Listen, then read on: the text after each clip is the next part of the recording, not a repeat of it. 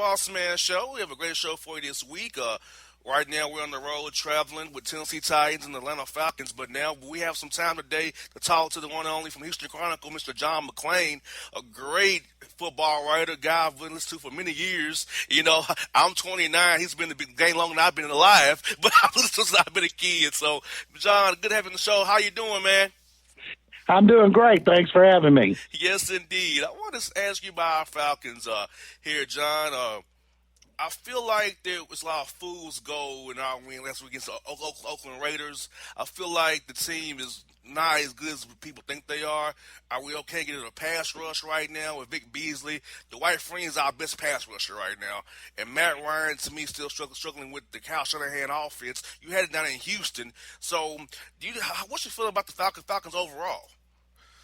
Well, first of all, I don't know why anybody would think they were a great team after the first game. And then, of course, they did go to Oakland, and that surprised everybody. Most people around the country thought after losing to the Bucs they'd be 0-2, and they bounced back. And when Kyle was running the offense here, it was really good all the time. And I know they started 5-0 last year. I remember they just beat the heck out of the Texans, and I was stunned that they hit that lull in the middle of the season and didn't go on to, if not win the division, at least compete for a wild card. But this is a season which Matt Ryan, the second season should be one in which they've adjusted to each other. It's kind of like the second year of a marriage is a lot easier than the first. So I'm eager to see how they do, if they can go on the road and win another game against that chief rival Saints. Yeah, it's always a tough game for those guys playing down in the Superdome. I feel like now, me personally, I had them going 0-6. To be honest with you, because that schedule. 0-6. Yes, I saw Buccaneers at home. I said that's going to be a loss. I thought Oakland after that game last week a loss. Then at New Orleans always tough for those guys. Then you have to go out. Then you got to play Carolina at home. Then playing Denver and Seattle. I didn't see them win the game, so they played the Chargers on the 23rd, to be honest with you. You know? Well, the one of those that looks like it's the toughest would be Denver. Seattle struggling offensively. Depends on how long Russell Wilson's out. Doesn't seem like it's going to be long based on what he tweeted last night. But those would be the two toughest because Carolina, it's amazing how the defending Super Bowl champions usually have a hangover. None have been back to the Super Bowl since the Bills in the early 90s. And then now the Panthers are off to a terrible start. So what looked like a tough game early on is not, and that division's wide open for anybody. Exactly. And that's the good thing about this division is that, hey, if the Saints were to win tonight, which is possible, and everybody in the division we 1-2, they're all to be even again, so it's a race to who can get the top of the division. And when you look at all four of those teams together, John, do you feel like that the Falcons are maybe second or third in that race, or where do you see them kind of falling in that race with that division? After watching Tampa Bay get beat by the Rams, there's no way I would put anybody tied with the Bucs. Saints could be 0-3, and I would still have them better than the Buccaneers to allow the Rams to score 37 points. It doesn't get much worse than that. And we have to still say Carolina's the best team because the Panthers went 15-1 and lost the Super Bowl. But anybody that gets hot, that division might be won with an 8-8 record. You're right about that. And I can recall, wasn't it won at 7-8-1 in 14 by the Panthers? Is that am I remembering correctly on that one? Panthers won at 7-8-1 the year before they went 15-1. Exactly, folks. We're joined by John McClain of the Houston Chronicle here on the Bossman Show. Another team we talk about here a lot, John, is the Jaguars. And they play the Texans, who you cover primarily down in Houston. And we thought they would have a good year this year, that they've made a year three, they made progress, but it seems like after three games, the same old, and Blake Bortles is regressing and not progressing. So what do you feel like what's going on in Jacksonville, and they have to go to London this week and play their head coach who are struggling as well. So how do you feel about the Jags in that AFC South right now? I believe that I saw where Gus Bradley's record's like 12-39. They're 0-3 for the third time in 4 years. People have to be devastated in Jacksonville because they had their hopes so much. But I will say this: their defense is not going to be great right off the bat, despite Jalen Ramsey, Dante Fowler, and Miles Jack and Malik Jackson. That just doesn't happen. It takes time, and it might be too late. Blake Bortles has 6 interceptions, and he is taking a step back, not a step forward. Last year, you thought after I think he threw 38 or 35 touchdown passes, and that they had to fix their offensive line. They've had injuries in their offensive line. That's contributed to it. They signed Chris Ivory, 1,000-yard rusher from the Jets, to go with T.J. Yeldon. He had a mysterious illness that caused him to be hospitalized, missed the first 2 games. So they've struggled on both sides of the ball.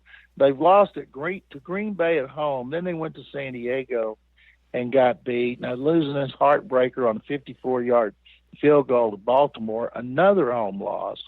I know that's the toughest thing for a coach is when you have high expectations and you get off to the exact opposite start, trying to keep your players from going, oh no, here we go again. And you have to treat it like 16 one-game seasons and get them to put it in their rearview mirror or just forget about it totally and move on to the next one. And I don't know if Gus Bradley can do that. He got a 1-year extension. He's a really popular coach with the players and the media, but at some point they've got to make improvement, and they haven't done it. Exactly. I feel like he's in trouble. I feel like, also that division, Chuck Pagano's in trouble as well. If they lost in San Diego, like 0-3, I could see Irsay just having a reaction and firing the guy because he just fires off like that real quick. And also that division, with Malarkey, who was here in Atlanta, with Mike Smith, I feel like he's in trouble. He's on a 3-year contract. He's in trouble as well. So that division, a lot of trouble in that division. The only thing that's steady is your Texans in that division right now. The Titans had a chance if they had beaten Oakland at home to be 2-1, and they come to Houston, where Houston's 2-1. After that embarrassing 27-0 loss in Thursday night at New England, but the Titans lost. It's amazing. Oakland had given up more than 500 yards in each of the first 2 games. The Titans host the Raiders and score 10 points, and that is not enough. So they lose by 7. They're 1-2, tied with the Colts for second. Colts had to have a 63-yard touchdown pass from Andrew Luck to T.Y. Hilton to win that game with 1:03 left. And then the Texans, our divisions, the AFC South and the NFC South, are the pond scum of the NFL. Yes. And last year it was the AFC South and the NFC East. But now the NFC East with the 3-0 Eagles, 2-1 Cowboys, 2-1 Giants, 1-2 Redskins has become one of the best again, while the AFC South is still languishing at the bottom because the quarterbacks are not playing the way they should. Marcus Mariota has 7 turnovers in 3 games, including 3 fumbles. So the quarterbacks of that group, Andrew Luck has played the best, of course, and he should because he's the best quarterback. But Mariota is struggling early in his second season.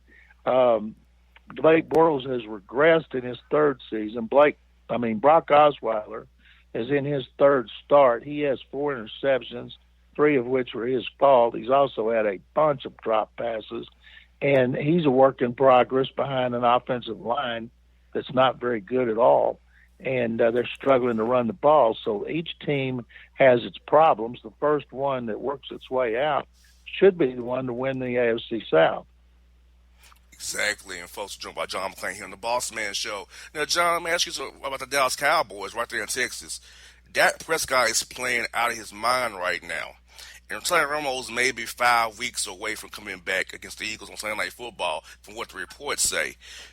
Does Romo get his job back, or is it kind of like a Brady and Bledsoe where Dak just overtakes Romo and Romo's is there to be the backup the rest of the season because they're so hot with Dak right now?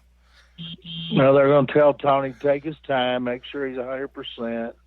And we don't know. It depends on how Prescott's playing. They're all saying the right things. It's Romo's team. Prescott says it's Romo's team. He's saying everything he should say. But if the time comes and they're in first place or tied for first place, or even if they're not in first place, if he's playing well and they're winning, it's going to be tough to go back to him. Romo's problem has been in the playoffs not regular season. His issue in regular season is staying healthy. So I would imagine that Jerry Jones will make that decision over Jason Garrett with input from Garrett and his son Steven. I think Jerry, my opinion is he'll go back to Romo, and then it'll be a short time before Romo gets hurt again, and Prescott will be back for good. Yeah, I think watching last night, I liked how Dak gives you that opportunity to actually run and be a mobile quarterback. Romo's will be in the pocket. He's not going too many places. He's mobile in the pocket, but he's not going to run for a first down or work off 14-yard run. So Dak is actually going through progressions. Actually, he's actually controlling the offense, which for me, I think going to be in Mississippi State, he learned how to actually be a quarterback, not just a shotgun spread guy, throw the ball. He actually was reading defenses, playing against that SEC West division against Alabama, those type of teams.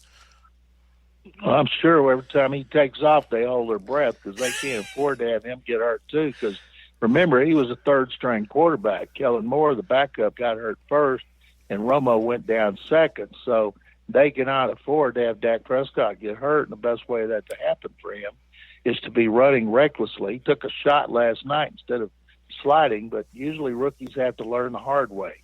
And some still don't learn, like Robert Griffin III.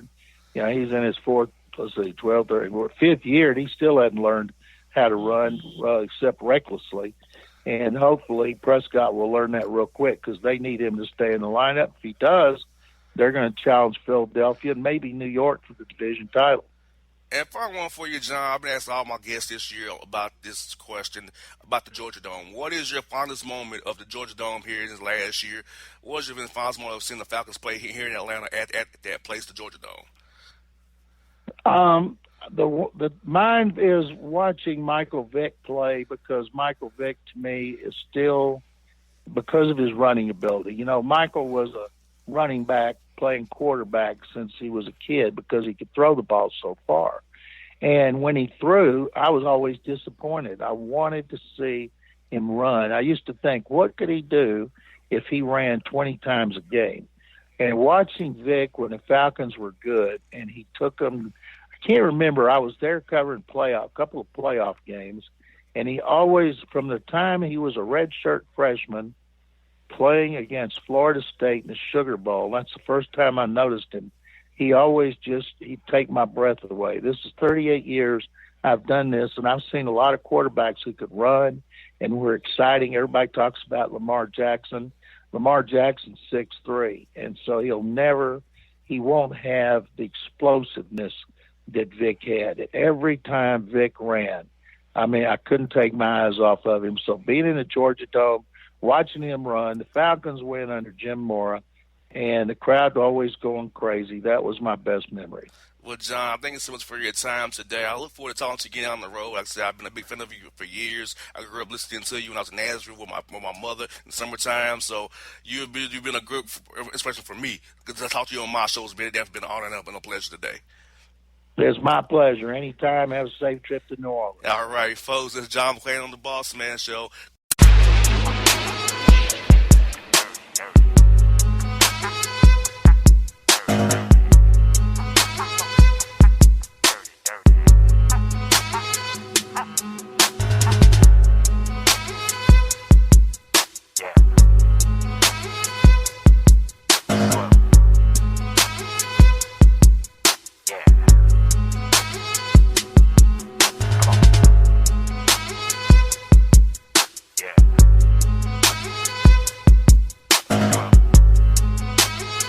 Hello, my name is Travis Williams, President and CEO of Academics and Athletic Consulting, focusing on educating and empowering tomorrow's collegiate athletic leaders. My passion is for the education and genuine concern and care for today's student athlete. It's the centerpiece of my life's work.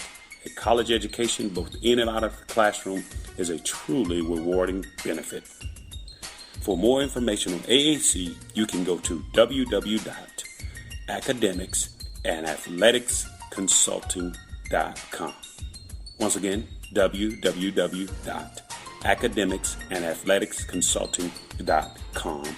Or you can follow me on Facebook at Academics and Athletic Consulting, or Twitter at Coach TWill24, or Instagram Travis L. Williams 24. Or you can call me at 404-542-6079. Once again, AAC is very proud to partner with J.R. McHenry of the Bossman Radio Show, covering sports and entertainment across the country. Please tune in weekly for informative, entertaining, and expert analysis on today's sports and entertainment topics. Thank you. Hip-hop fans, I got a great album for you. The debut album from Family Grind ENT, True Speech and 313 Fresh. We're going to give you 2 discs, 33 songs of pure, genuine hip-hop. Album is available on iTunes, Amazon, Google Play, illstreetrex.com, and streaming live right now on Rhapsody, Beats Music, Spotify, Xbox Music, Slacker Radio, and SoundCloud. Check them out today. True Speech and 313 Fresh. Family Grind ENT. Believe in it. Get it.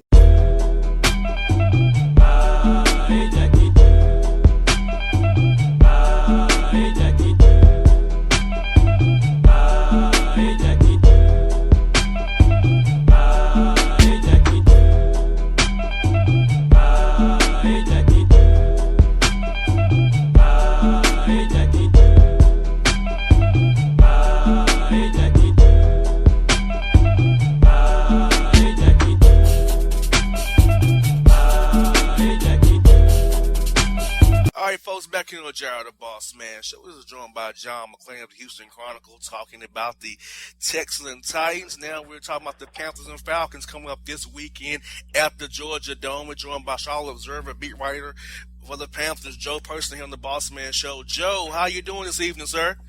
What's going on? Thanks for having me on. No problem, Joe. I'll tell you, Joe, I've been listening to sports radio here in town the past couple of days, talking about how the Panthers are down and the Falcons are rising up, as they say here, that the Falcons win this division. I want to pump the brakes on that, Joe, because you covered the Panthers, and I thought the Panthers have lost to some 2 good defenses in Minnesota and in Denver, and could have won against Denver had Graham Gano made a kick. So it's too soon to kind of panic on the Panthers and say the Panthers are broken now and the Falcons are rising up. So what's your feeling about the division so far, Joe? Yeah, I think you're right that you don't want to go to sleep on the Panthers quite yet. This is a team that is clearly built for the to be successful right now. Cam Newton had a bad game, of course, against the Vikings. He was under constant pressure, but as you said, the Vikings look to me like one of the best defenses in the league. And, oh, by the way, so are the Broncos, as you mentioned. So the Panthers, and that's not taking anything away from the Falcons. I think they've looked great offensively. But, boy, it sure feels like that the Panthers' offense should be able to move the ball and score some points Sunday in the Georgia Dome. Yes, Joe, I feel like the Falcons played this cover 3, and let's be honest about it. They gave up points to Oakland as well. They gave up points to Tampa Bay, who beat them. And last night against the Saints, I mean, they scored 32 points on that cover 3 defense. So I feel like Cam Newton with Kelvin Benjamin and those guys, Funches, Ginn, out there with Greg Olsen, can attack the cover 3 defense and kind of heal themselves to get healthy on the Falcons defense. Yeah, I tend to agree with you. The Panthers have had a lot of success against the Falcons in recent years now. We all remember and know what happened last year down there when the Falcons ruined the Panthers' perfect season. It was a very inspired defensive effort. I still remember Vic Beasley getting that sack on Cam Newton that kind of ended the Panthers' comeback chances right at the very end of that game. I think he beat Mike Remmers, and the right tackle kind of was a little preview of Mike Remmers, of his struggles against the speed rush that became very apparent in the Super Bowl loss to Von Miller. But having said all that, I just, the Panthers are healthy. They really haven't had at this point any major injuries. I mean, is there a little bit of a hangover after the 15-1 and the Super Bowl season last year? Maybe. Yeah, I felt like they looked a little complacent against the Vikings, but I still think just given, first of all, the offensive weapons you mentioned, I do, there are some holes on the offensive line. Good, yes, physical. I agree with that. Michael Orr especially. Yeah. So you've seen it. But anyway, point being, I still think the Panthers are the team to beat in the NFC South.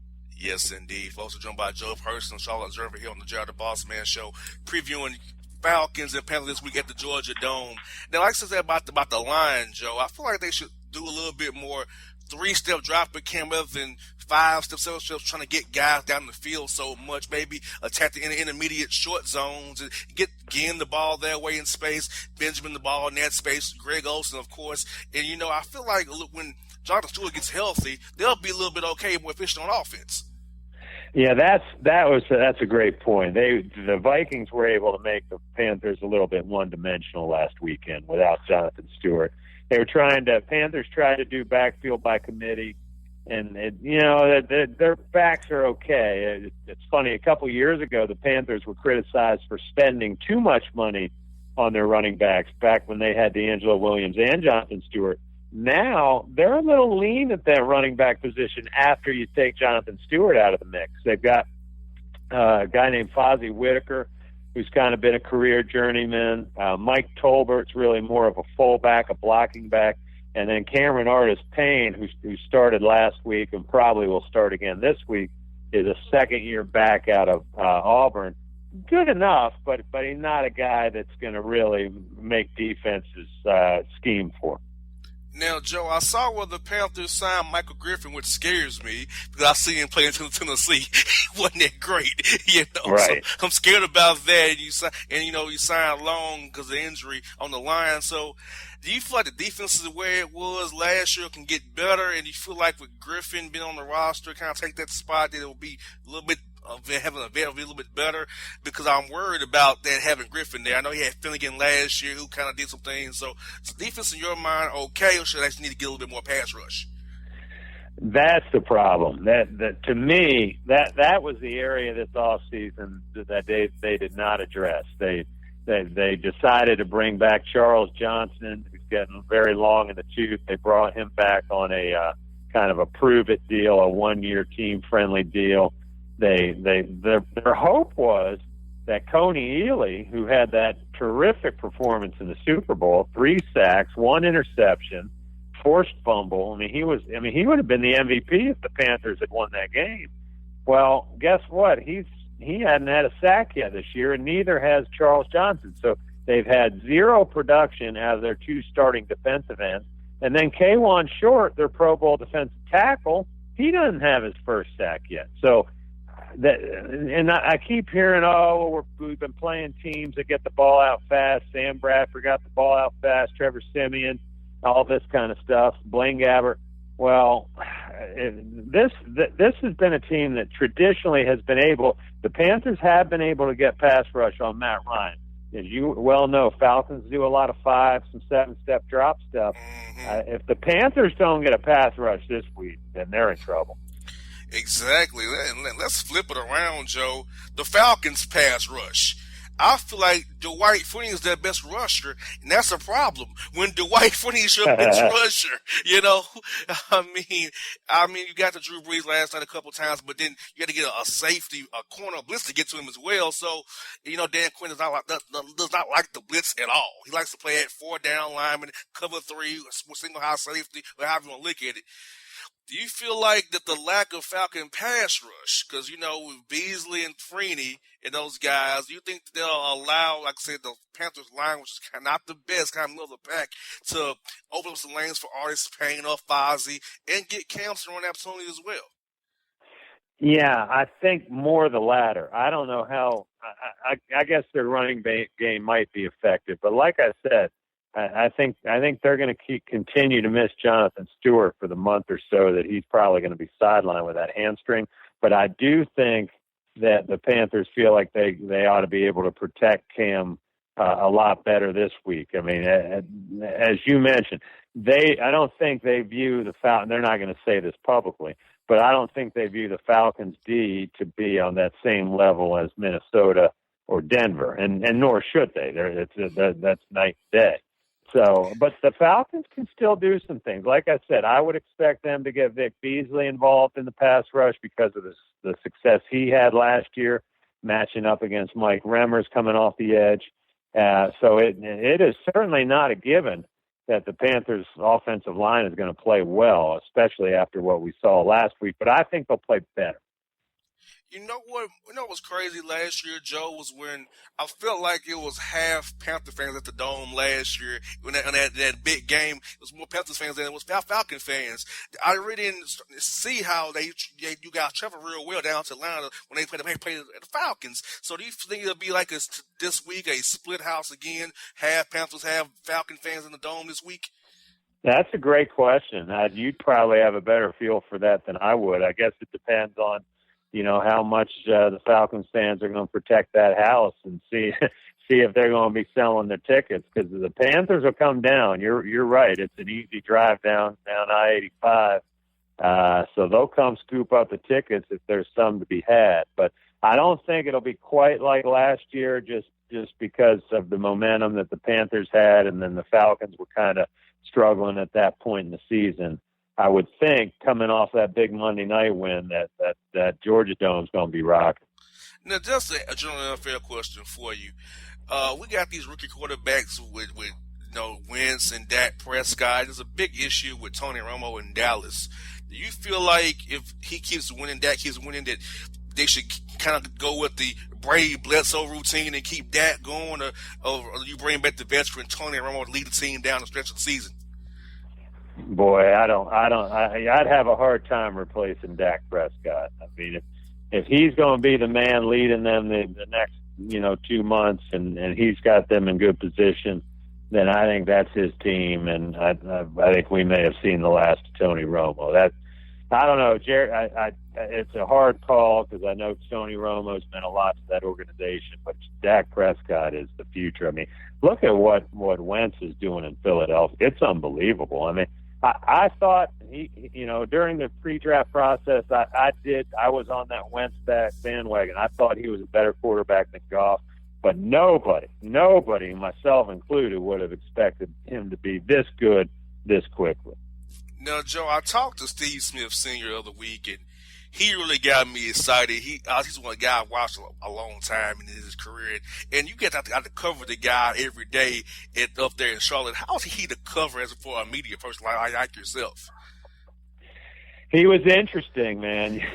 You never know what he was going to say, and he kept things lively, and he'd come after you too. I don't mean physically, but if you wrote something that he didn't like, you were going to hear about it. I mean, he'd try to get in your ear, and he didn't mind who was around either. So, but he also was, as you well know, very funny, very smart, interesting guy. And I kind of wish the Panthers had one or two. They're losing all their best trash talkers the last couple of years. The guys that made our jobs easy. Josh Norman fell in that category too, and of course he's gone. So the Panthers are kind of their locker room right now is pretty quiet. There's nobody that's really in there yapping like back in the days when Steve Smith and Josh Norman were around. And final one for you, Joe, is this: Georgia Dome closes this year on January 1 against the Saints. What is your most fond memory of the Georgia Dome, which has only 7 games left to go in its history?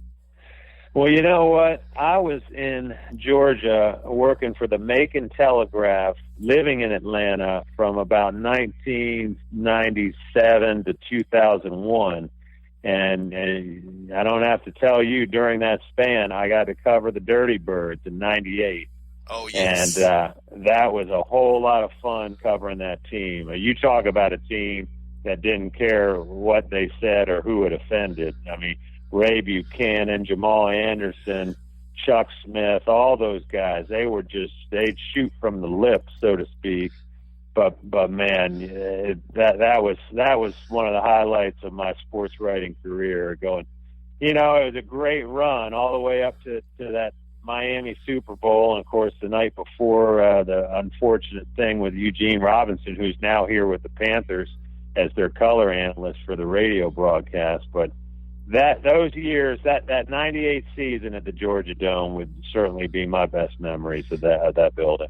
That's crazy, Joe. I used to work in Macon. My first radio gig was out in Macon, man. So having to drive from Stockbridge to Macon, but I still live in Stockbridge now. I still hate going up to the branch. That trip, just something about that trip burns my soul, man. I wish I was closer in town.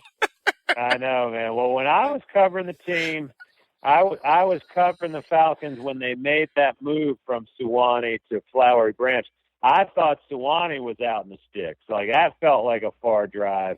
And then you got to add another 20 minutes onto it to go to Flowery Branch. So, yeah, I had a lot of good memories covering that team. There was a summer or two when we went up to Furman back, I guess, when they were building the facility at Flowery Branch. They had training camp for a season or two with Dan Reeves up at Furman University. And that was a good time going up to Greenville. Well, Joe, it's been great to have you on the show, man. I always like to read your work, keep up with the Panthers, man. Look forward to seeing you Sunday at the Dome, and I look forward to a great game as well. Thanks so much for having me on, man, and let's keep making proud.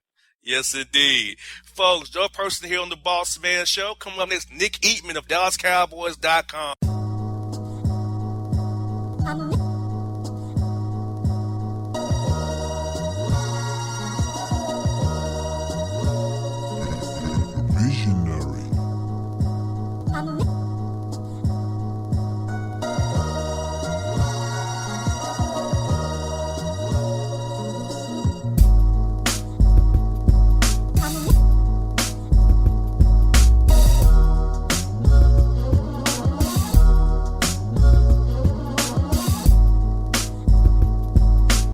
Hello, my name is Travis Williams, President and CEO of Academics and Athletic Consulting, focusing on educating and empowering tomorrow's collegiate athletic leaders.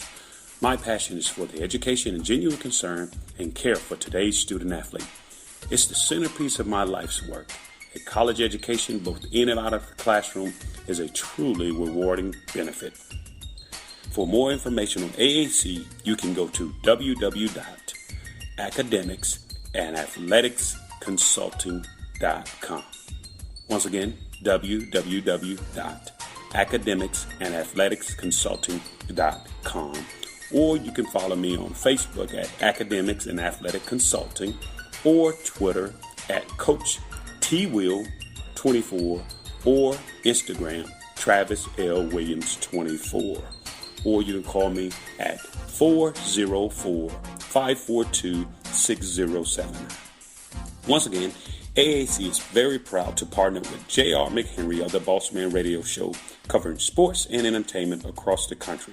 Please tune in weekly for informative, entertaining, and expert analysis on today's sports and entertainment topics. Thank you. Hip-hop fans, I got a great album for you. The debut album from Family Grind ENT, True Speech and 313 Fresh. We're going to do 2 discs, 33 songs of pure, genuine hip-hop.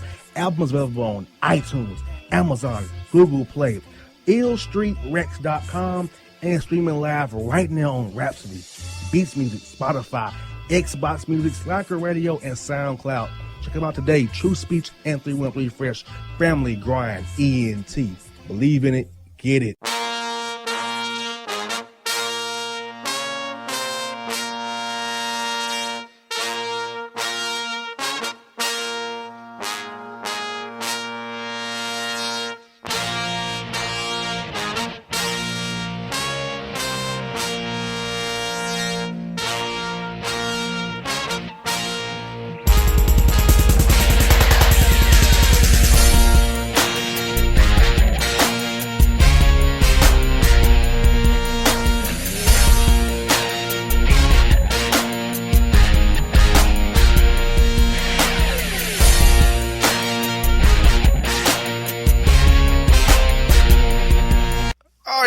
We're back here on the J.R. the Bossman Show. We have a great show for you today. John McClain of the Houston Chronicle. We've had Joe Person, Charlotte Observer. But this is who I want to talk to today, people. This is who I want to talk to. personally talk to the best, my man, the author and coach of DallasCowboys.com, a site I look at every day. Is my man with a new book out, Nick Eatman. Nick, how you doing, brother? Good to talk to you on the show finally, man. Man, I'm doing good. Thanks for having me. Thanks for having me big time. No doubt, man. I want to ask you, man. I got your book, man. They sent it to me in the mail, and I really enjoyed it, man, about how the high school football, how you cover Baylor, and you cover the Cowboys, how Fire State in Texas is so special. Can you just tell me what inspired you to write this book, man? I really enjoyed it. I just didn't know how deep it was with that access you had, man. Talk to us a little about the book, man. Well, when you're talking about inspiration, you're going to laugh, but I'm watching a TV show at 11 o'clock at night called Modern Family, and it's a popular show, and it's about three families, and they're different, and they go back and forth and kind of intertwine these groups. And basically, I thought, you know what? That's how I want to write a book about Friday night, Saturday night, Sunday. How three levels of football in Texas are very different, but yet they're very similar at the same time. And so that it kind of the TV show kind of inspired me to write it this way, and that's kind of how I just began the journey, and that's where we are. Exactly, and you know what? I don't really follow high school football that much, but I didn't realize how big it was in Texas. And then I look at the Star, where there are teams playing games at the Star complex. The Cowboys, I practice at now, so Right. I'm like, wow, I didn't know how big it was in Texas, man. Because not like that here in Georgia. So when did football Texas get that big, man, on the high school level? You know, I think that's a great question of how it got big. Now, you got to remember, now, people that are from Texas like us, there's that motto, everything's bigger in Texas, so they feel like they gotta outdo everyone. Now, I'll say this, in fairness to other places where there's some great high school football that's played in other states, a lot of states. Passion-wise, I'm sure it's the same. Now, from investment and financial commitment, it seems like there's a little bit more of that in Texas, and it just kind of one just leads to another. All of a sudden, you got a high school stadium that's built that's $60 million, and you're like, wow, state of the art. Then this district feels like they've got to jump in. They've got to do that. So, a funny story about that. Last year, the Cowboys, now before we moved to the Star, last year, the Cowboys, when it rained, they would call local high schools up that had an indoor facility, and we would go there to practice. Wow. So here's America's team that goes to an indoor facility from this high school or that high school, and it's just kind of funny how you wouldn't expect the New York Yankees to go to a high school to try to help them out when it rained. But that's just how big it is for Texas. Now we got our own place, a brand new facility. Obviously, high schools are coming here to play, like you said. Folks, we're doing Nick Eatman here on the Bossman Show from DallasCowboys.com. His author, new book out Friday, Saturday, Sunday in Texas. Now, talking about Saturdays, Baylor and Art Browse, I mean, that offense he had was explosive, man. Art Browse seemed like a guy I want to talk to, real interesting guy with a lot of substance, man. So how was it covering that team, Baylor, man? I feel like that could be a good guy to cover, man. Well, obviously, I consider myself a friend to him. I wrote his first book, which was my first book as well, called Looking Up, and that was 3 years ago. Formed a really good relationship. Now, obviously, unless you've been under a rock, everyone knows what was going on or has heard about what happened at Baylor last year, and that was a challenge for the book as the season ended, and then all of a sudden some things, the reports started coming out about sexual assault cases and how Baylor handled it or did not handle it, and ultimately cost Art Browse's job and some of the others, the president and the athletic director. That was a really tough challenge for the book to try to put a bow on this book and this season when all of these new things were coming out. But to answer your question about Art, great person, in my opinion, great guy, great football coach, and he'll be coaching again soon as far as I'm concerned. And, of course, you cover with the Cowboys. You're there every day at Valley Ranch down at the Star, man. Talking to guys like Tony Romo and Widge and those guys, man. How is it to get to be around these guys every day? I know I'm with the Falcons pretty much every day, but it's not the same for me because I'm not really a Falcon fan or I'm not into like that. But for being at the Cowboys out there every day, man, how is it, man? And is the media really fair to Jerry Jones? I feel like he's a funny guy. He'll be good to work with every day. How is he, man? Well, he's a passionate guy. He's a very, very smart businessman. When it comes to marketing, you could call him a genius on what he's been able to do, and he's a visionary. And he's able to see. He's probably going to go into the Hall of Fame this year, and I think he's well respected around the league for being somebody that is very league oriented. People might say, well, he's selfish, all he cares about the Cowboys. That's not true at all, and a good reason for that, and a good example of that is way back in 1993-94. Now he's got more money than anybody. He can buy all these players. He could be the New York Yankees or the Red Sox if he wanted to. He thought it was better for the league to adopt free agency, to make it a lot of parity in the league, even though that hurt his team. And he hadn't won a Super Bowl really since free agency got going. But as far as the league is concerned, better for that. No, so he is a really good guy, very busy, got a lot going on. But he's not going to stop trying to turn these rocks over and do his best to try to make the Cowboys a winner. It hasn't happened here lately. They've been rather mediocre, but it's certainly not without lack of effort on his part. Now, speaking of the high school football, I know they play college games there at AT&T Stadium. Do they play high school games there as well, like they used to at Texas Stadium? They certainly do play games there. Not only some playoff games, but a few regular seasons as well. And the state championship games on all levels are back at AT&T Stadium this year. Got you. And so, Nick, with this book, man, do you think this will bring a bigger light on how in Texas it's 3 days a week, but it's really an all-year thing with Texas football? Because looking at their book, man, I just didn't realize it was so passionate for football all year long. Great question, really, because you're right. I've done a lot of these interviews, and no one's really said it that way. And you're right. It's a 365-day job. I mean, they say it all the time about a school like University of Texas. The two biggest sports in Austin are football and spring football. And then after that maybe basketball or whatever. But I mean, that's just the way that it is, and it is 365 days a year. And it just kind of starts with the high school level. I'll say this: I covered these three teams thinking all of them were going to be pretty good in 2015, and as it turns out, Plano did not make the playoffs, which is a surprise. Baylor was made, that they did well. They won 10 games, but they didn't have the season we thought they were going to have, high expectations. And the Cowboys, coming off 12-4, they went 4-12. So nobody had the season we thought they were going to have. But here's what I found out about Texas football, is that Texas football is undefeated. Always has been, always will be. It's never going to lose. May have a bad season here and there, but these fans are going to keep coming back for more, hungry for the next season. Let's put this one away, put this to bed, and we're going to come back stronger next year. They don't give up on their teams. They don't give up on their sports, especially in high school, because you know what? It doesn't matter where you are, in the town. We might have our differences here. We might go to this church. You might go to that church.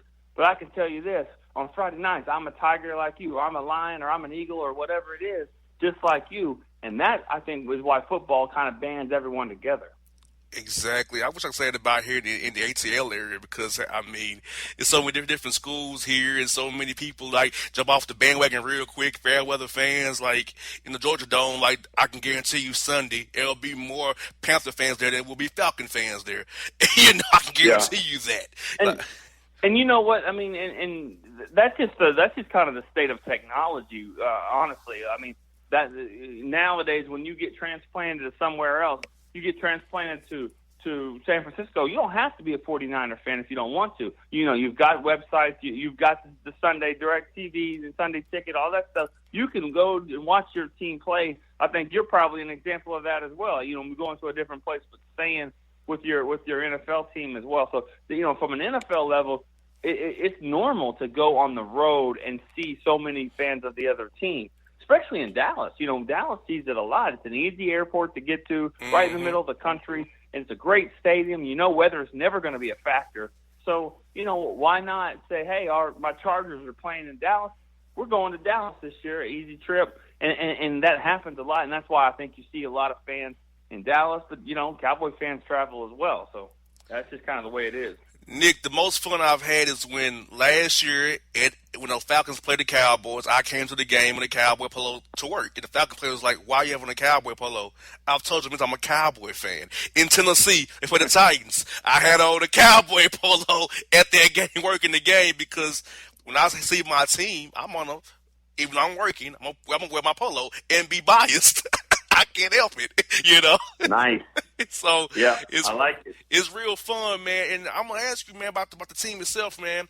We got Dak Prescott out there, man, playing well and really good. This week, Dez Bryant may be out. Now, when we see really how good Dak is this week without Dez Bryant to take two guys away and over for Cole Beasley, how do you think he'll do without Dez out there potentially this Sunday? Well, that's something we're going to have to find out, because last year, the Cowboys were able to win a game without Dez, or a couple of games without Dez, and they were able to win at least just one game without Tony, but not without Tony and Dez. And I think that's something that we'll see this week. Dak Prescott, he's played well, but when you have an all-pro receiver like Dez Bryant over there, it takes the pressure off. So it'll be real interesting to see what San Francisco does and how they want to attack it if Dez doesn't end up playing. I saw him walking around the locker room today. It's a tricky situation, because you say there's a fracture in his knee. That sounds bad. He certainly played with it, scored a touchdown. If he does miss this game, it'll probably just be one game. But I think that they are better suited to handle this now. They run the ball a little bit better. Offensive line's good, and Dak just has something about him. He's just some charisma.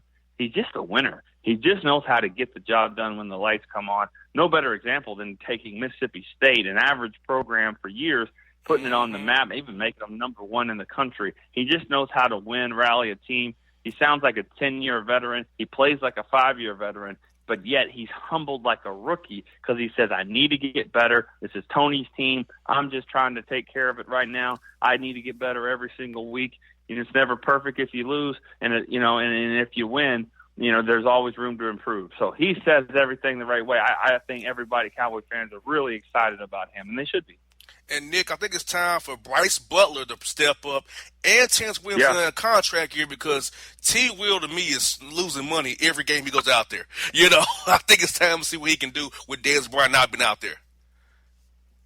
Well, he certainly does need to have a good year and a good game this week if Dez isn't there. But, he's last year he really didn't show he could be a number one. I don't think he's trying to be a number one receiver. I think fans, teams around the league, they know that. They just want him to be able to make some plays when it's his time. And you're right about Bryce Butler. He's got speed. He can be explosive. They're going to have to utilize that and make people scared of his, the deep threat. You'll see a lot of Cole Beasley in this game as well, a lot of underneath stuff. But if the offensive line can push people back, push them back and run the football and stay, in the lead, I think it'll help Dak there. You might see Dak run the ball more in this game. That's what I'm thinking. This might be a way to spread it out more. You might see Dak do a lot of running. I got a couple more for you, Nick. I got one for the Dallas Cowboy defense. I'm shocked at how they played against Washington. I was very shocked, surprisingly shocked that they stepped up. Still not much of a pass rush. Hope DeMarcus Lawrence comes back and helps with that. Randy Gregory is out now 14 games. Would the Cowboy defense be able to sustain this throughout the year? Maybe like not just being but don't break, and maybe get a little pass rush when it counts. How do you think about defense going to hold up this year with Rod Marinelli trying to push these guys every day in practice?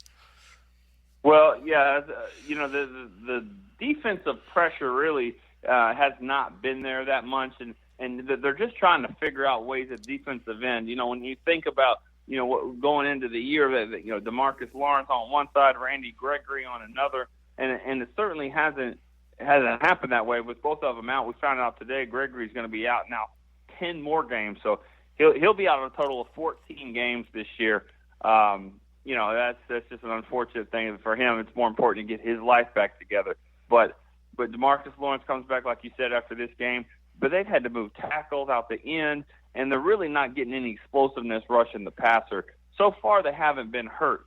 But Aaron Rodgers is on this schedule in a couple weeks. Even Cincinnati, Andy Dalton's going to be here next week. They haven't been tested, I don't think, with a great offense just yet. Washington tried. Kirk Cousins missed a few, and had a chance to really put the game away. So I think the defense, it's a patchwork. It's a work in progress. The Cowboys need their offense to take the lead, get some points on the board to take pressure off the defense. And final question for you, Nick, is listen, last year at the Georgia Dome, Nick. We got one more year of it, 7 more games to go. What has been your fondest moment of the Georgia Dome since you've been working in the NFL media circles? Well, it's got to be at the 50-yard line at the Georgia Dome, with Dirty Birds. No, I'm just kidding. I don't remember what song that was, but it was back in the day. Georgia Dome, man, it kind of put me on the spot. I know I have some memories there. I'll say this. I remember in 2006, I believe it was. No, forget that story. 2001. Here's my favorite story with the Georgia Dome. We're watching the Cowboys taking on the Falcons, and it's the first game they started Ryan Leaf. Remember Ryan Leaf? Yes, I do. From the Chargers. Here we go. He starts his first game, and he'd had a wrist injury, which is really the reason why his career didn't really pan out. He could throw it, but he lost, the power in his wrist. Well, anyways, he's playing this game. He's got Joey Galloway streaking down the field, throws this pass that hit probably 2 rows in the stand. Horrible throw. And so, he's just like mad. He's banging his hand against his hip. And I'm like, God, he's kind of a loose cannon. I mean, just calm down. It's second down. But what had happened is his wrist popped out in the middle of the play. He was popping it back in on his hip pad just to get his wrist back in, and they taped it up, and he finished the game. Of course, they didn't win. But another part about that, oh, by the way, happened to be Michael Vick's first start for Atlanta on the other side. So one of those guys had a little better career than the other. I don't know why that stands out, but that's the memory I have from the Georgia Dome. I remember, Nick, I was in the end zone that game with my mother. I was 14 then. I do remember that day at the Georgia Dome. Yeah. So, but I'll tell you the most. Yeah, go ahead, Nick. Another game I remember, it was about 5 years later, and I remember the Cowboys played obviously played Atlanta, and it was like a Saturday night game maybe. And of course, this Vic still playing and played well that game, but the Cowboys were able to win it, and it clinched the NFC East for them. And Bill Parcells his first championship there with the Cowboys, and Romo was the quarterback. I don't remember a whole lot more of that game, but I just know that they walked around, they went home with NFC East champion hats that night. But not a lot of victories there for some reason. They just didn't play well. They're in Atlanta, so and never did. I can't believe that place is done though, because to me it still seemed like it was kind of. I mean, I'm not saying it looked new, but I just felt like, man, I just kind of remember when it opened and Dion was there and he called it his house and all that stuff. But I guess it's time, time to move on. Hey, Nick, I played football there at Tennessee State in the Atlanta Classics. I'm going to miss that place, man. I played 4 years there. Dominic Roger Cromartie is one of my teammates. So when he plays the Cowboys, he always texts me, I'm going to kill your team. I know that's your team. I'm going to kill them, So I'm going to miss that place. I should know this. So Tennessee State, is that right? Yes. I should know this. Is that where Too Tall Jones played? Yes, it was. And Richard Dent. Okay. All right. Yes, Richard Dent. There you go. Yes, indeed. Wow. Defensive end you right there. I will see them October 15th at homecoming. They'll be back for homecoming the weekend, so I'll see them every homecoming. Great. Those are some great guys. That's been very important to me in my life, Nick. I really love those two guys, and Claude Humphrey too. Played for the Falcons, also with Tennessee State as well. So sure, man, that's a factory over there. Well, that's good. Yes, indeed. Well, I tell you what though, it's exciting times here in Dallas. It's one of those things that where the quarterback of the future is now. I think we know that. Where the question is when does the future become the present? And it's been a long time since we could ever imagine life after Tony Romo. But we're kind of seeing it a little bit more. But we're a little closer to it than we've ever been. You're right about that. I'm hoping it's not until next year or the year after that. I love Tony Romo. Me and him are both OVC guys. When I see him, we always discuss the OVC, Eastern Illinois, Tennessee State. So for that bond me and him have, I really hope he plays a little bit longer. All right. Yeah, I agree. I agree with that because everybody I think wants him to have some success, but. You can kind of see the other side now, and that's exciting, too. Well, Nick, before you go, man, tell everybody here in Atlanta and, of course, our networks here in Savannah, we got to get down in Macon, Jacksonville, Birmingham, Nashville. Tell people all along our networks what can they get your book from, and how much it is, and what all you're gonna be doing for promotion with your book. Well, I appreciate you asking that. It's $26.99 hardback. You can get it on really anywhere books are sold. Not sure all the distribution levels in the store and how they're moving that out. Obviously, being Texas in the title, it's more of a regional book from that standpoint. But I do think there's a phenomenon out there of people who are in the worldwide that because everybody knows about high school football, they just don't know it maybe on a level of Texas. And so, what's going on down there in Texas? So I do think people all over the place will be interested in it, hopefully at least. You can get it online at Amazon.com, BarnesandNoble.com. You can even go to HarperCollins is the publisher. You can go to HarperCollins.com and get whatever avenue that you wanted. And I think we're getting close to Walmart and Target as well. But I know Amazon's your best spot right there. Somebody ordered that just 2 days ago and already got it in the mail. So to me, that's probably the best route. Well, and I appreciate anybody that purchases it because, I understand, money's tight all over the place. So hopefully, somebody has a chance to purchase that and get that maybe for a gift for someone or for Christmas coming up.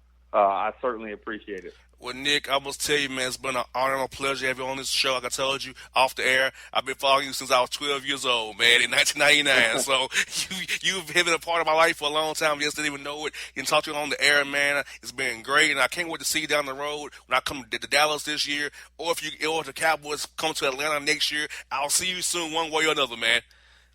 Sounds great, man. Sounds great. Hit me up on email if you can, or social media, anything like that. All right, it's been a pleasure. Thank you. No problem, folks. Nick Eatman on the Bossman Show. Come up next is the Boss Report after the break.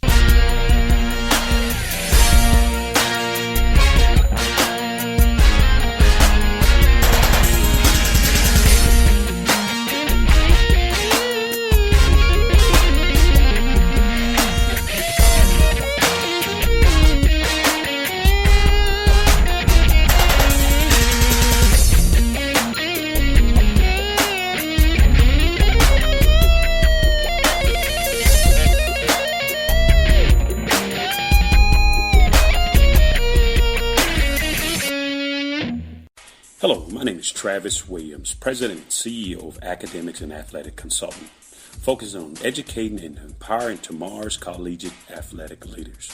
My passion is for the education and genuine concern and care for today's student athlete. It's the centerpiece of my life's work. A college education, both in and out of the classroom, is a truly rewarding benefit. For more information on AAC, you can go to www.academicsandathleticsconsulting.com. Once again, www.academicsandathleticsconsulting.com. Or you can follow me on Facebook at Academics and Athletic Consulting, or Twitter at Coach TWill24, or Instagram Travis L. Williams 24. Or you can call me at 404-542-6079. Once again, AAC is very proud to partner with J.R. McHenry of the Bossman Radio Show, covering sports and entertainment across the country. Please tune in weekly for informative, entertaining, and expert analysis on today's sports and entertainment topics. Thank you. Hip-hop fans, I got a great album for you. The debut album from Family Grind ENT, True Speech and 313 Fresh. We're going to do 2 discs, 33 songs of pure, genuine hip-hop. Albums available on iTunes, Amazon, Google Play, illstreetrex.com, and streaming live right now on Rhapsody, Beats Music, Spotify, Xbox Music, Slacker Radio, and SoundCloud. Check them out today, True Speech and 313 Fresh, Family Grind ENT. Believe in it, get it.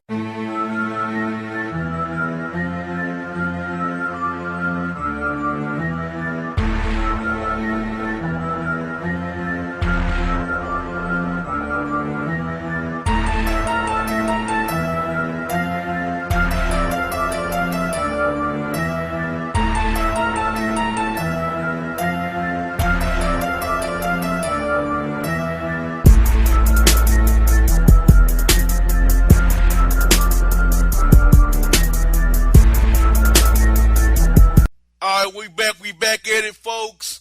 It's the birthday boy with me for the Boss Report, where we had on a great show already. Nick Eatman, DallasCowboys.com, John McClain, the Houston Chronicle, and we had Joe Person from Charlotte Observer. But now, like I told you, he's that back in Memphis. Came to see Kanye. Got it in agenda. I couldn't go. I was tired as hell, but he made it happen, my man. J.C. Smith, what's good, bro? Ooh, what's up, man? Boss, man. Hey, man, appreciate the hospitality, man, the love you showed up there in Nashville, dog. You know, that was real, man. I appreciate that, man. We had a ball up there, bro. Kanye, you know what I'm saying, did his thing, man, with the stage floating above the crowd and all that, man, and went to the after spot, man. I found a new spot I love more than donks, man. Agenda. Agenda, bro. That is the spot right there, man. I love Nashville. No doubt. Hey, I must say, hey, we have something we talked about in the past, bro. We have 6 low-rated Waffle Houses for its cleanliness in Nashville on the low score list last week.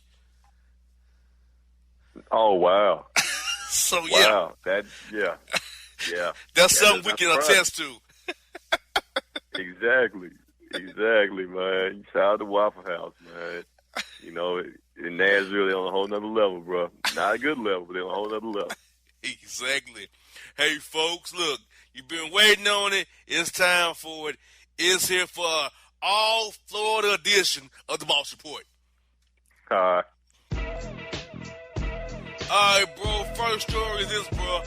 Florida woman arrested after throwing boiling water on her boyfriend for watching Married with Children rather than giving her some action.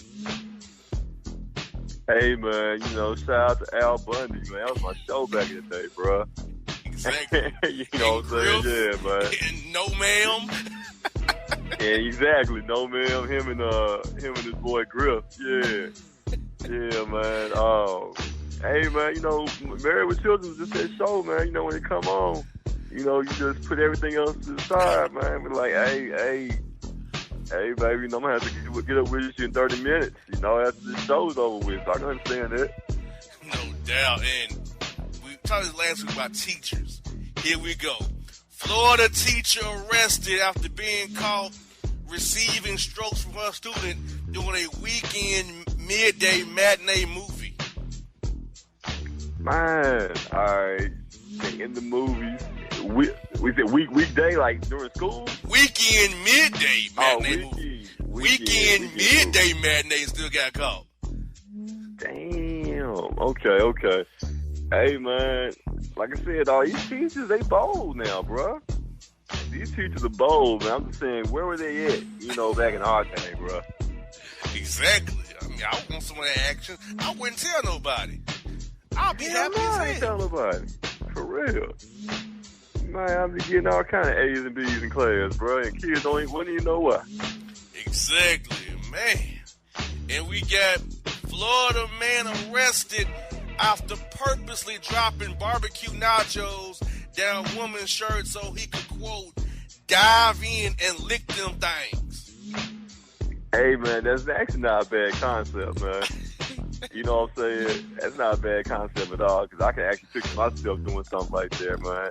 You know, like, you would think that one of these, like restaurants, like a Hooters or some type of bar or something, like, you know what I'm saying? They would let you do something like that, man. You know, with a little, you gotta pay a little bit extra for it. But yeah, you should be able to, like, put your favorite food on a chick's breast or something like that, right? And eat them off their breast. Like, I think that'd be a good idea, man. I think it would be too.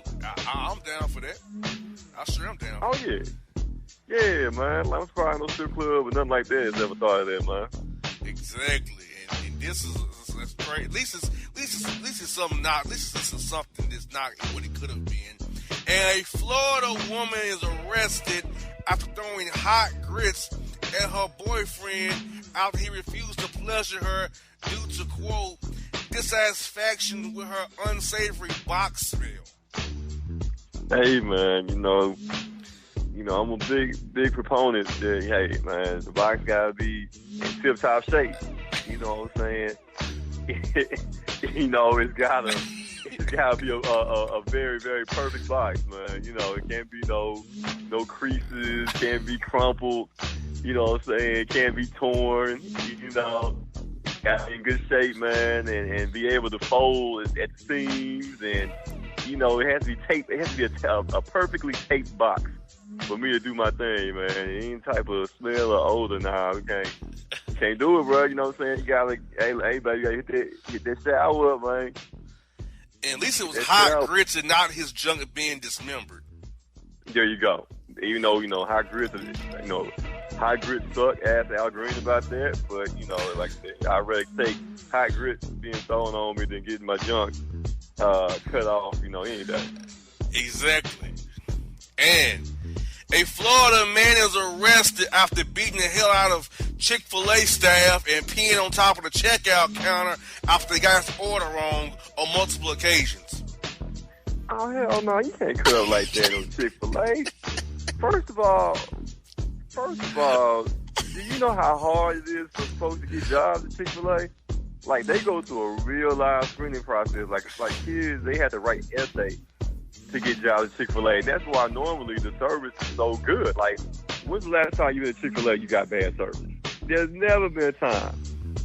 You go to Chick-fil-A and you ever get bad service. They always be on point, man. So obviously there's something wrong with dudes, you know what I'm saying, for him to act a fool like that. Because those folks at Chick-fil-A, they are angels, okay? They are customer service angels. All right, they never do anything wrong with Chick-fil-A, man. I wish they were open on Sunday. That's the only thing I got to say. Exactly. I don't know what look here, bro. He beat up the whole entire 9-man staff. Wow. He tripping. Wow. Oh, yeah, you couldn't do that. You couldn't do that at McDonald's or Wendy's or something, because they go clap back. They go clap back on them. Exactly.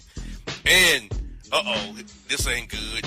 Florida teacher arrested and fired after biting off students' junk after catching him cheating on her with a chick in the custodial closet. Oh, man. Like, man, you know, you gotta be a real crazy-ass person to ever do shit like that. You know what I'm saying? As far as biting off somebody's junk. Just leave that whole area alone, man. You don't mess with that. Nah, I told you it's a special place in hell for people that do stuff like that, man. It really is. Exactly. And I feel bad for that young man. It's over before he even got started for him. You know, because it's crazy. Yeah, man, it's messed up, man. And got a Florida man arrested after busting caps in neighborhood after someone destroyed his treehouse hangout spot for his Pokemon Go buddies. And how old is a grown man? Yes, yes. Wow, what is this? What is this, the movie, The Sandlot? What is this? Come on, man. Yeah, man, there's so many things wrong with this story, man. Grown-ass man, treehouse, and Pokemon Go. I'm so sick of damn Pokemon Go. I don't know what to do with myself, bro. Exactly. It should have been dead, man. Yeah, man. Coming back for more. And this story right here kind of funny. Florida man arrested after rock bottoming pastor and deacons doing fellowship portion of service after some slick talk went down in the morning business meeting. Man, how great would life be, man, if you could rock bottom folks you don't like, man, and get away with it. Exactly. Oh, man, what a wonderful world this would be, man. My son, he's a big wrestling fan, man. He tries to rock bottom, RKO me all the time, man. But yeah, like, come on, man. Like, we should have a moment out of the day where you can just rock bottom just one person, man.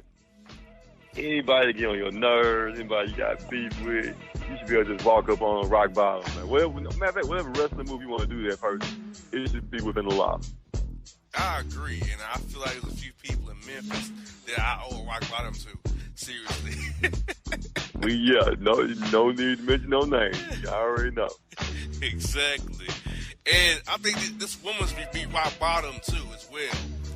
Florida woman arrested after cutting off husband Johnson while he slept after he came home 4 hours late for watching the Tennessee and Florida game? Man, how many? This is what, 3 stories before Jones getting cut off, ripped off, and all that. Yes. Oh, man, it's an epidemic. Three stories. Yes. Man, talk about Black Lives Matter, man. Johnson Lives Matter, dog. This is crazy. I mean, why is that even a thing? Like, why do you react when cut off the man's Johnson? I have no idea, dog.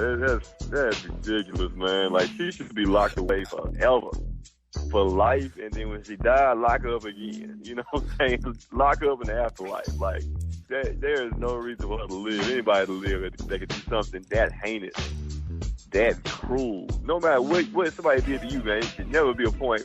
There's 2 things you should never do to a person. You should never spill on a person, and ladies, you never cut off a man's Johnson. That's just something you don't do, man. It should never come to that. You know what I'm saying? Just walk away, leave. You know? Absolutely. I mean, 3 stories about Johnson's being dismembered. That's terrible. Man. Oh, man, this world's coming to an end tonight. I'm telling you, man, it's crazy. And Florida woman arrested after burning salon patron's breast and hair off with a blackened mile. Man, what type of hood salon was this, man? Black and mild. Really? Really? Wow. And it's happening in Florida also? Yeah, all these are Florida. All Florida. Man, hey, man, tell you, man, you can make a killing off of Florida, bro. All these stories, man. I'm telling you, man, you need to get you a podcast and just broadcast in Florida, man. I bet you make a killing down there, bro. Exactly. And it's a terrible story. Florida man arrested after pouring a cup of his freshly squeezed semen on a woman at local Panera Bread. Said, quote, "I wanted her to get the real dessert from me." Hey, man, you know, they got the Panera Bread, those type sandwich shops. They got the special sauce and everything. You know, he's trying to give a little special sauce, man. You know, a little extra honey Dijon mustard, you know, on the sandwich there, bro. That's all. Exactly. I mean, it was perverted, but I see where he was coming from. I kind of see his motive and his thought processes there. Yeah, man. You want to give a little extra mayonnaise, that's all. This is another one. Crazy. Florida man is arrested after pushing baby being breastfed out the way on the bus stop. So, quote, he can get him some of that milk, too. I can relate. You know what I'm saying? You know, my son was born and everything. You know, babies make breastfeeding look so good. You know what I'm saying? You be like, man, seeing the way they going to town on you, be like, man, you get a little jealous. You know, you get a little jealous, man. You know, you get a little jealous of your little man, and you know, because that used to be my titty. You know what I'm saying? So it's like, hey, man, back off. You're on my titty right now. Back up, bro. Exactly. So I feel you. And this story is based in Florida right here. Florida woman arrested after making up a story of kidnapping so to see how much her boyfriend cared for her. Wow. Man, what type of pathetic, lonely ass, low self-esteem chick is this, man? Exactly. Really? She ain't got nothing else better to do, man. Not at all.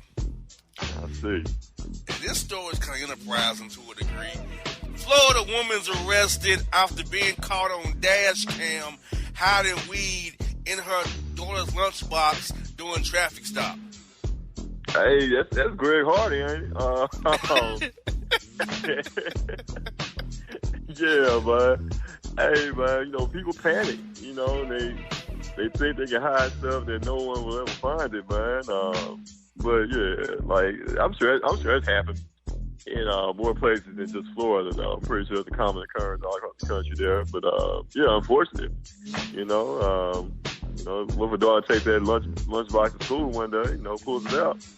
You know what I'm saying? You know, you just never know, man. But yeah, like that, that's a panic move right there.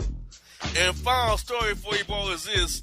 Florida woman is arrested after calling in a bomb threat to prevent her boyfriend's urine test. All right, so she was trying to help him, right? Yeah, help him. Yeah, she called it a bomb threat. Being up, she going to jail to prevent it. Yeah. All right, man. Hey, you know what? That's a ride or die chick, man. I like that. She knew he was gonna fail a drug test. You know what I'm saying? So she, you know what? She went one step beyond, one step above. She helped my guy out. That's what you're supposed to do in a relationship. You're supposed to do things like that, man. Sometimes you gotta go to jail. Just go to jail for a minute. That way I know you real. I want my woman to do the same thing for me, man. Exactly, now, bro. It's been a boss report of all Florida stories. What is your take on tonight's report with all Florida stories being on deck? Man, I tell you, man, Florida, hey, they hold a special place in my heart, man. They really do. They wilding down there, man. Like I said, I'm terrified of Florida, and these stories have made me even more terrified. I'm even more scared to ever go to Florida. Even Miami, would you go to? All right, I'll make an exception for Miami, but no place else. I ain't going nowhere else in Florida. You wouldn't go to a Jaguar or Bucks game? Hell no. You just asking for trouble. Go win this game. I feel you, bro. So, bro, what's going on Mudshot this weekend? You all still going with the Friday night karaoke? You got any watch party? What's going on, man? Hey, man, party don't stop, man. The Mayor Mugshots, man, 5 for 1. Each and every Friday, karaoke Friday, how we do the livest party spot in the city, man. If you're in the city, if you're here in Memphis this weekend, man, looking for something to do, coming out to Mugshots, 8014 Club Center Drive. Look me up on Facebook, man, if you need more details. Your boy Jonathan C. Smith on Facebook, on Twitter at JCSmith926. And then Bossman knows how to get in contact with me. You can holler at Bossman. Bossman send you my way, and we're going to make it happen, baby. Exactly. And, bro, before you go, I want to tell you we have requested an interview with Teacher Bay for next week. So Teacher Bay. So I'm in there. And you may be available for that interview next week, brother. Bruh, I will be available whatever time. If it's 4 in the morning, if you need me to facilitate that interview, I will definitely be available. Okay? Just let me know. I love Mr. Teacher Bay. No doubt. Folks, this is We Boss reporting on the Bossman Show. We out. And if you don't know, now you know.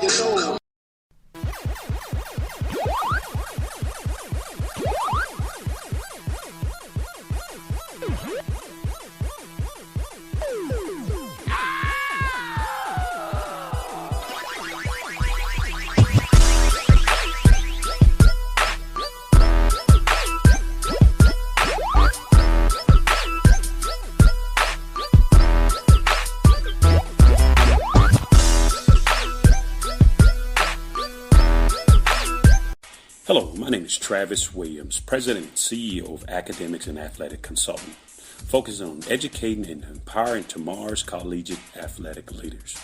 My passion is for the education and genuine concern and care for today's student athlete. It's the centerpiece of my life's work. A college education, both in and out of the classroom, is a truly rewarding benefit.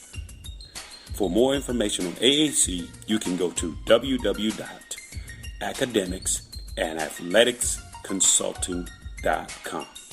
Once again, www.academicsandathleticsconsulting.com.